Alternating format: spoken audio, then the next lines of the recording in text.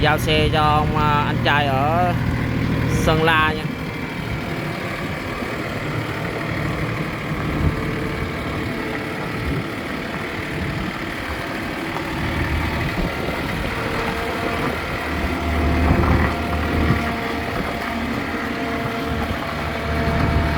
Hôm nay giao 3 cầu 10 bánh về Sơn La nha anh em.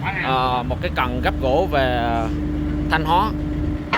Cần gấp gỗ này hôm bữa ông anh Thanh Hóa mua nè anh em, rớt ra rồi giao thôi. Đó, khi giao thì mình rớt ra làm 3 khúc nha, làm 3 khúc rồi làm dấu hết rồi về nanh ráp vô thôi.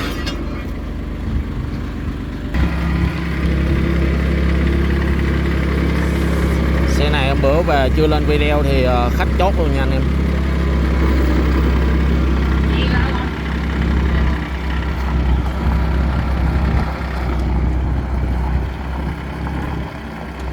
Xe rất là lực.